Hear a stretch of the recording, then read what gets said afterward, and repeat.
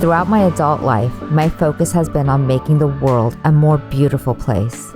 Initially, I pursued this goal as a hairstylist, working on the external appearance of individuals to make them feel more beautiful. However, I wanted more, so I began to shift my focus to helping people make better choices and achieve greater beauty from within. As a transformational life coach, I specialize in helping you identify and change the limiting beliefs that may be holding you back. Join me each week as we discuss, interview, teach, and explore the fundamental principles of healthy relationships. Welcome to Conscious Conversations with Louisa.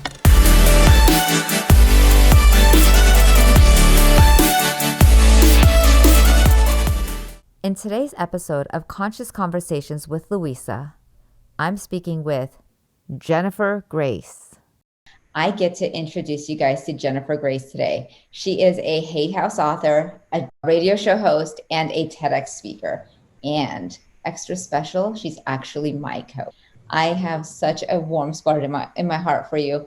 Hi, Jennifer. Please say hello to our audience. Hi, thank you so much, Louisa, for including me in this awesome summit. I'm so excited for you and, for this amazing audience to get these beautiful speakers, and the lineup that you've put together is just rock star. I love it. I do too. And you know what has been fantastic is as people are sharing and they give their tips and their tricks, and I'm like, that's in our 8-week course. I just get elated when the entire program gets somehow still in our course. And I'm just so excited to be part of it. How did it start for you? Well, I took our course as a student, 14 years ago. And I was, at a crossroads. I wasn't sure what I was going to do out of my marriage. I had just gotten a divorce. I, was an actor and a filmmaker. And as much as I love that, I was also committed to co-parenting with my ex-husband and staying in South Florida. So you can't really go to the next level, as you know, because you're an LA girl, unless you're in New York and LA in the world of acting. And so I knew I just had to hang up that hat and figure out what was next. And so I went on a journey. It felt like about 2 years, where came out of the divorce, hung up the hat of actor. And then I started 6 businesses, made 6 logos, 6 websites, and eventually had on my hands 6 failures because I was spread so thin. And I teach a course about overcoming procrastination, CHA, and it's like, there are 3 ways that you can procrastinate, right? You can be stalled, where you sit in front of your computer and you're like, okay, I'm going to write the book. And then you're like, I have to go pee. And then you come back and you're like, ding, let me just check that. That's the staller. And then you procrastinate because you're stuck. You're just frozen. Like the thought of, your dream, your goal just makes you be frozen and paralyzed, like fear of failure, fear of success. Or there's the spinner, which is me. And it's kind of like the curse of the creative, right? You're good at so many things, right? And you're like, oh, I'm going to do this, and I'm going to do this, and I'm going to do this, and I'm going to do this. And then none of them reach the finish line because you're spinning all over the place in a million different directions. And that was me. And so my mother said to me, I think you should take this course. It comes from Stanford University. It's a master's degree course in mindfulness and emotional intelligence. They've brought it out of Stanford. They've given it also to, 9/11 widows that lost their loved ones. And, they didn't know what their next step on their journey was. And it gives you so much clarity. And I think you need clarity.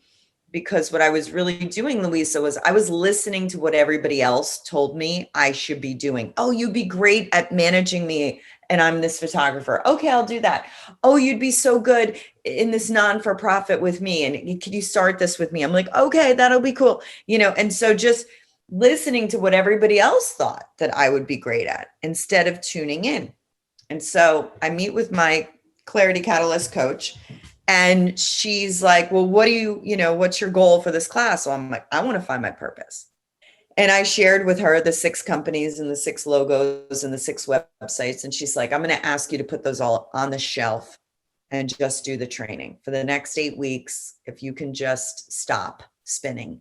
That was what I did. And I started doing our practices, the daily meditation and journaling. And I stopped listening what everybody else thought I could or should do. And I tuned in. And week 5, I popped and I said, this is it. I love this course. I want to teach it. I want to grow it. And then, Right. I love the future self meditation. I remember just being elated about my life as soon as I woke up from it, because I knew I've been a hairdresser for 23 years, and I know the feeling I get when I'm speaking to somebody behind the chair, and as things land for them, I would just feel so happy that I was able to impact somebody. And what I was looking for was that in a career that could go along with doing hair, but I just was not sure what that was. I really had no idea what I can add to doing hair, because I love doing hair, but I don't want to do 4,000 people at a time to make the kind of money I would like to make and to impact the amount of people I would like to impact.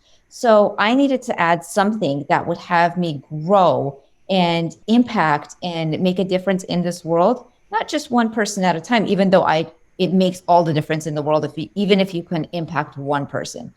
So as I woke up from that meditation, I was like, oh, I want this too. I would love to have an opportunity to impact more people. And this just lit me up.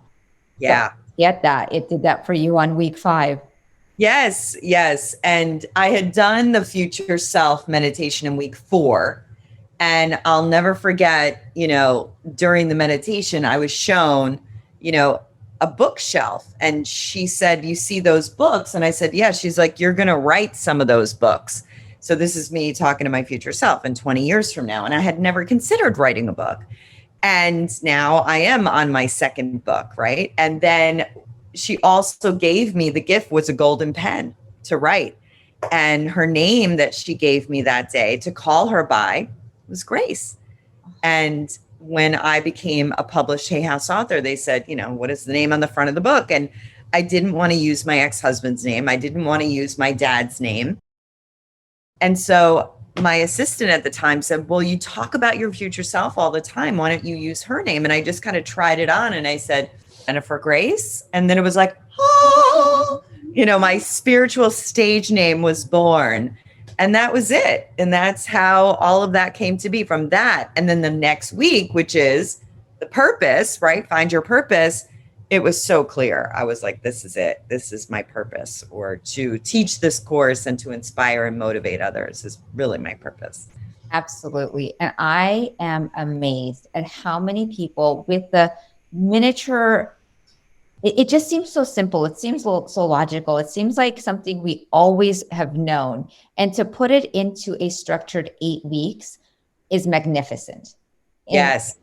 My students have literally walked into the next week going, I just think about this. I'm like, how did you even know? Because that's exactly what the next week is. And it happens each time I'm teaching. Someone walks right into what the following week would be. The next module is. Well, the reason why that is because, Dr. Michael Ray, when he created our course back in 1979, right? It's been around now for 42 years. He was very into a spiritual path called Diamond Heart. And in Diamond Heart, there's a very specific progression of a spiritual awakening, a spiritual unfolding. And he built that into the underbelly of our course. And so as people unfold and as they awaken, right, into that next level of self-awareness, he is using that ancient system.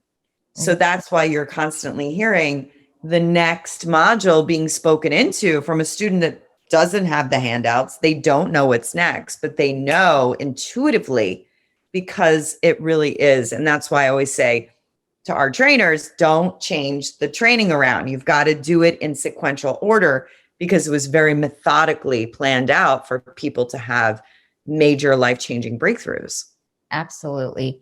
You know what I love is where you get to do something that is completely outside the box at some point in the course. And that was huge for me. It was one of those things that you always know, I would love to try something. And all of a sudden, you get an opportunity to do it. And life has shown up for me that way. I was talking about in each one of this, we've really discussed take action, do something, and how I took one step and then I took another step and it just is action.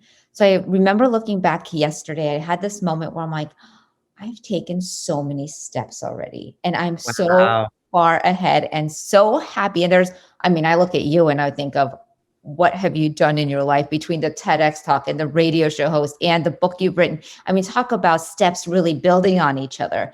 Was it overwhelming initially when you started, or was it just like, let me do my 8 weeks and let me really put this on all the things that I've been doing, just pause it and start? Yes. Yes, because speaking into back the art of procrastination, being a spinner, trying to do too many projects and finishing none, I had learned the lesson the hard way because those 6 businesses cost a lot of money and a lot of time. And when I came to our course, I was drained mentally, financially, and spiritually.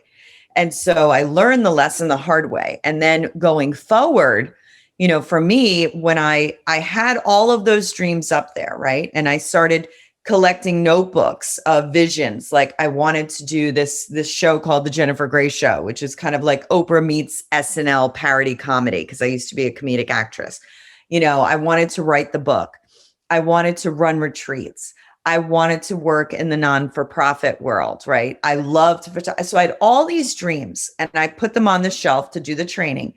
And then I said, okay, I'm going to just go for this right now. I'm going to become a coach. I'm going to put my head down and blinders on. And that's all I'm going to focus on until it is at a point where it's financially abundant, where it's in a place of instead of creating and coasting. And when I feel that moment that I can then look up, I'm only going to take one project off that shelf and do the same thing. And the first thing I took down was my vision for my first book. And I wrote the book. I got it published. I walked into Barnes and Nobles. There it is, on the shelf. And I thought, okay, it's time for the next one.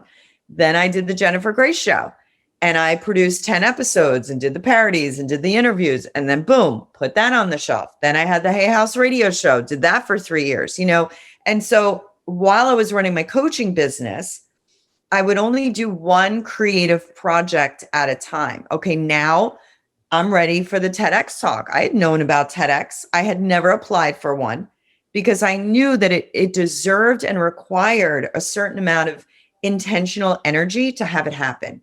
Yeah. And, you hear of people submitting, I don't even know, like hundreds of submissions to get a TEDx talk. I submitted one, it was rejected. The second one was accepted because I was so honed in on my message, on my vision, and I was so intentional about it that it went to the top. Right. Same with Hay House. I was so intentional that I was going to be a Hay House author, that I wasn't going to self-publish, that it went to the top. So if you do too many things, yeah, you look really busy and you look really cool, but nothing's happening. Right. And you're not going to the top. I love what you just shared about the intentional. Anything I've ever done with that type of intention going in has 100% happened. And the other thing that I thought was really interesting for me that was opening up was being clear on the intention. For example, when there's two conflicting thoughts, like I would like to be successful, but what if somebody wants me for my money? Well, that's a conflicting thought. And being so clear about our vision that we're aware of those conflicting thoughts. That's just a common, we all have what we want.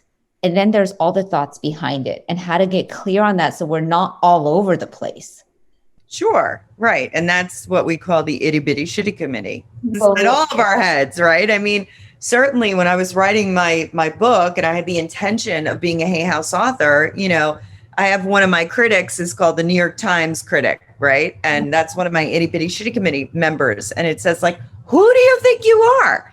A Hay House author? You've never even published a blog, right? Like what you're gonna declare the number one publishing company in the entire country for self-help? Like, who do you think you are? So I would acknowledge, the New York Times inner critic, and I would say yes, and the rules don't apply to me. Absolutely. It's just, listen, facts are facts, but we get to choose our belief systems. But we can't choose our belief systems unless we have self-awareness, which is what our course gave to me. The awareness that I had an itty bitty shitty committee, the awareness that I had the power to choose my thoughts, to choose my belief systems. Most people are on the hamster wheel. They're doing what they're doing and getting what they're getting. When they take our course, they have to step off and they have to look in the mirror and say, what's working, what's not working? What do I believe? What am I thinking? What am I feeling? Is it in alignment with my vision? And if not, where do I get to shift and change? Absolutely. And I know that, one of the things that is in there also is regretting the past and worrying about the future and absolutely missing very precious moments in life. And that was huge for me also, is how much time I used to spend in thinking about what it could have been like, what it should have been like, and could I have done it differently? And the freedom in taking the peaceful step of here and now. Yeah. That's, we hear that phrase, be here now. Well, how do you do that? How do you be here now? Well, stop worrying. Don't be anxious. We actually need tools to help us be here now. We need tools to stop the racing thoughts. We need to do something. And that's what we have in this course. We have practical tool after practical tool that, if you wake up at 4 a.m. writing, producing, and directing the horror movie starring you, where you never meet the love of your life, your kids never go back to school, they're on virtual forever, you go bankrupt. So we wake up in the morning with all these racing thoughts. You can't just tell somebody, well, just go back to sleep. Like, it's impossible. I'm running this movie. But now when you have tools to stop, take the remote control and then run through 10 different tools that help you stop the racing thoughts, get in the moment and go back to sleep. Now we're talking. absolutely. That's what I love about it. It is so practical. It's like, here's a tool. When you're stuck, use this one with your time management. Yeah. When you're feeling anxious, use this. When you're worrying, use this. When you don't know what your purpose is, try this. It's like, to do something. We need something to do. Even this morning, as I was getting ready for our interview, and this plus everything I've ever done since is all the time in the world. As I used to panic and get anxious around getting ready, I literally just take a nice deep breath and have all the time in the world of just knowing I don't have to panic.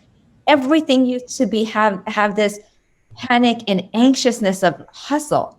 And I get to have freedom from that. Yes. And you know how I talk. I'm like, you need hustle and grace, right? You need the art of getting your ass off the couch and making the phone call and getting on and doing the interview and having it happen. But you also need the grace where you get to be here now, where you know that you have all the time in the world. Don't worry, just do it, and that's the calibration. Absolutely. Will and grace, hustle and grace, I love how that it even feels in my body. I mean, I know that I would get things done, but what they would look like as I was preparing, the emotional trauma I would put myself through just getting there. And now it's like, yay, this feels great. That's my favorite, that I think the most precious thing we all could aspire to have is peace of mind. Yes. Because when you have peace of mind and peace of heart, then you're creative. If there's actually something to worry about, like you literally are not making up a scenario of something that may happen, like shit is happening now, like your rent is due and you don't have the money, going into a spin at 4 a.m., worrying about it is not going to have you think clearly and calmly and creatively on what another revenue stream could be, on some side hustle that you can put together, on a person that you could call on as a resource. So we need tools to manage our anxiety, taking them down from a 10 to a 2. I didn't say 0, right? Because 0 is not mindfulness tools. Zero is a bottle of Chardonnay or a Xanax, and we're not selling that in our course. That we're not. To come to a space where you could manage the stress and then simultaneously think clearly and creatively on where you're going to get that money. You can't think when you're full of anxiety and fear. You can't think clearly. Absolutely. And clarity catalyst. No one wants to work with someone who's a hot mess. You know, like being present and being calm and being centered and being aware, all of the wonderful things that come from taking that moment, using the toolbox, all of the wonderful things that we have access to. People do want to do business with someone like that. And I always say, who do you want to be friends with? Who do you want to do business with? Be that person. You know, it really does impact how we show up. Yes, it does. And, you know, it's just a much more relaxed way to live if you're not panicking every 5 seconds.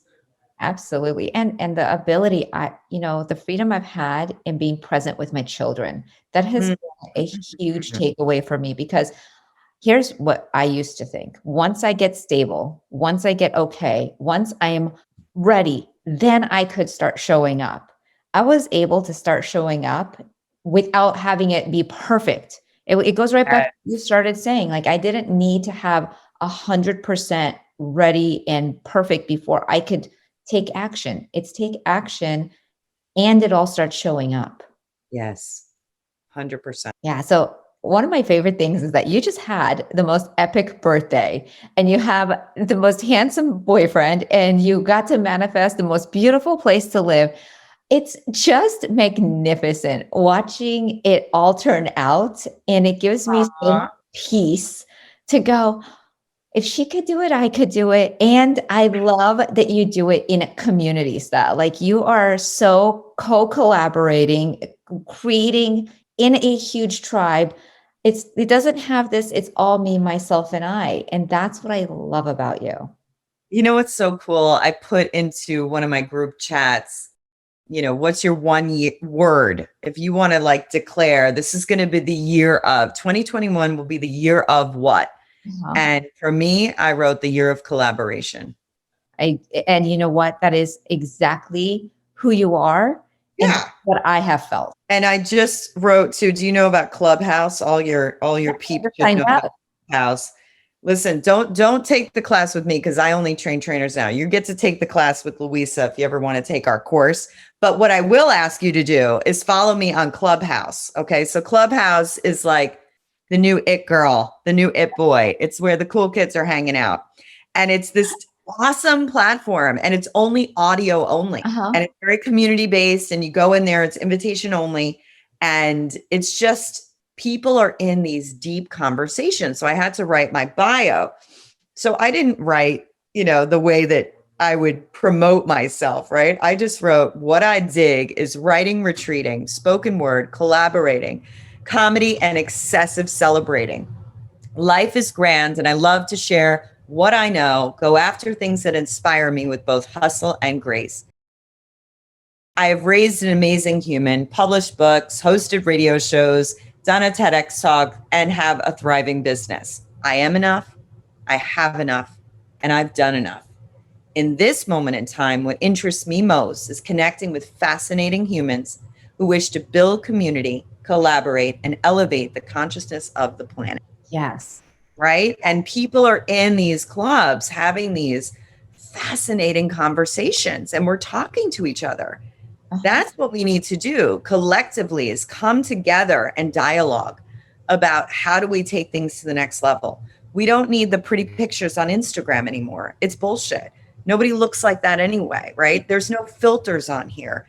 There's no nothing on here. It's just authenticity at its finest.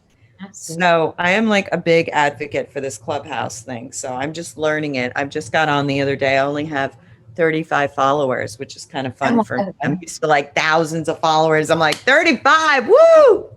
I'm one of them. I actually signed up a few days ago, and all of a sudden I'm like, the first thing that popped up was Jennifer Grace. And I thought, I love this. Of course she's on here. You really are. Of course she's on here. And that's what I love, is when I say I'm up to something, someone's like, of course you are. You want to be that person.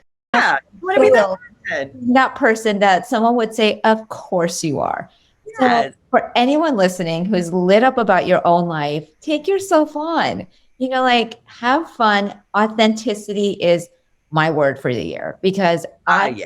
I am 100% committed to an authentic, stay in the moment, be present, be honest, and just love on human beings. Love Yeah. and pour into humans and pour into my self love. And just that lights me up for the year. So Yes, if totally. someone's thinking And about what their word is, come up with yeah, like definitely think about what your word is. And for me, the keys to my success over the last 13 years have really been community. Right? It's about surrounding myself with like-minded others who hold me high Yes. and more importantly, hold me accountable. Yeah. I didn't write the book alone. I had a book coach, I had a book proposal coach, and I had a group of writers that I had a writing class that held me accountable each week. Yeah. I didn't do a TEDx alone. I hired a coach that helped me craft my, even my application and what my TEDx talk. And then when I got the TEDx talk, I hired a speaking coach to help me do that. And so, the missing ingredients to success is to try to do it all alone. Because left to our own devices, we're all professional procrastinators and we're all going to default back to the itty bitty shitty committee that lives inside of our heads. Oh, yeah, no, I can't pull that off. But if you've got a tribe of people, it's like, no, yes, you can on those moments where you're down and out and you're not feeling it that day. And you've got somebody going, come on. Yes, you can. I got you. I got your back. And you have a coach that's paved the way, who's been there and done that and can take you there. And then you just have to show up with consistency. So showing up, being consistent, having accountability, and having community is really all that, and being your authentic self. You cannot not win. It's a formula for success. That's it. 100%. I've done it. I've seen it. I have lived it with you. I have lived it. Like it is it. So yeah. I cherish the fact that gives me peace because I don't wake up in the middle of the night anymore in complete panic over what is it going to look like? Am I going to make it? Being a single mom of two, moving to LA, all of the what could keep me up all night does not keep me up. I'm so confident because I know these tools, I count on them. I know they work because I've watched them. So it makes and you just put your head down and it's like, there's the little committee and you're like, okay, talk to the hand. Nobody's listening. And you're like, this is what I'm doing. I'm just going to show up consistent and doesn't have to be perfect. It's never perfect. Everybody's waiting for two things, for the fear to go away or for it to be perfect. And that ain't ever going to happen. Neither of those things. There's always going to be a little bit of fear. And what does Beyonce say? She says, if you're not afraid, you're not playing big enough. Yeah. Freaking love that. And then as it goes for perfectionism, like check in with yourself, because I don't like buy into the perfectionist conversation. I call bullshit. And I say to the person, let me ask you something.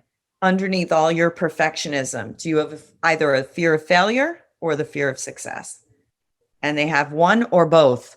Right. And that's why they're crossing their T's and they're dotting their I's and it's got to be perfect and I can't put it out there. No, baby doll, you're afraid to fail or you're afraid to succeed. Like just own that. And then when you just get real with yourself, all right, I have the fear of failure. Just own it. Then you ask yourself, okay, let's talk about it in your journal. I am afraid to fail. Great. Next question. What's the worst that can happen? And then you just love that question. Right? What's the worst that can, okay, people laugh at me. I waste my time. I look like an idiot. Da, da, da, da. A lot of people are worried about what other people will think. Yeah. And we're all so egotistical. We literally think people are stalking our Facebook pages, waiting for us to launch our new business so that they can point and laugh. None of that is happening. No, nobody's doing that. You know what they're doing? They're worried about what they're going to fail about. Nobody's even paying attention to us. And we're so egotistical. We think everybody is waiting for us to fail. So what's the worst can happen? Whatever. You fail, you fall forward. At least you're moving, right? Not staying on the sideline. And I never got the success thing. That just eludes me. You're afraid of success. Oh, well, if I'm too successful, my friends and family will feel ostracized. I always say, listen, let's cross that bridge when we get there, that you're so successful that you fire up your G6 to take all your friends and family to Thailand and they don't want to go. Let's just cross the bridge when we get there. Okay. Absolutely. I call bullshit on that too. Yes. So I just love you. You know, it's the fact that you keep it real that does it for me, you know, and I know that when I'm posting on Facebook and all of a sudden people start lighting up because they start seeing what's possible for them. When I start showing up, when you start showing up, I start showing up, and we all get to energetically raise each other. And that's what lights me up about 2021. Yeah. We don't have to sit here and go, 2020 sucked. And let's see how all the trauma that we experience, and let's watch it unfold terribly for 2021. It doesn't have to be that at all. We get to step into all of the fun that is inside of us that's just waiting to come out. Speaking of all of the fun waiting to come out, you are one of the most generous people. And every time I watch you give a gift, I get lit up about the fact that you do. I know you have a gift for our audience. So what? Yeah. So I'm going to gift everybody the Meet Your Future Self. Is that what I was gifting? Uh-huh. Yeah. Okay. So many summits. I know. I love it. The beautiful meditation Louisa and I were talking about, where you go on a journey 20 years into the future to meet the older, wiser, been there, done that version of you, is the future self meditation. And some people get freaked out, like, I don't want to see myself in 20 years. Like, give yourself Botox. Okay, honey, nobody's looking. Don't worry about it. This is really a quantum experience. I mean, according to quantum physics, they say the past, the present, and the future is all happening simultaneously. So right now, you're watching this interview with Louisa and I, and right now, we're all 20 years in the future. So for a lot of our students, right, they come in and they see us and they're seeking. And they don't know what my purpose is. And they don't know what kind of relationship they want. And they don't even know where they want to live. And so what a lot of us do, which is what I've done in the past, is take the poll. We ask our best friend, well, what do you think I should do? And our mother, what do you think I should do? And our partner, what do you think I should do? And then the problem is we get 20 different answers and we don't know who to listen to. So this experience is a way to formulate a question that you are curious about. Right? It could be, what is my life's purpose? It could be, show me where I need to go next to meet the love of my life. It could be, what's the title of my book? It could be, what's a new revenue stream that's going to get me out of debt? You can ask your future self any question. So you formulate it, you write it down, and then you play the meditation.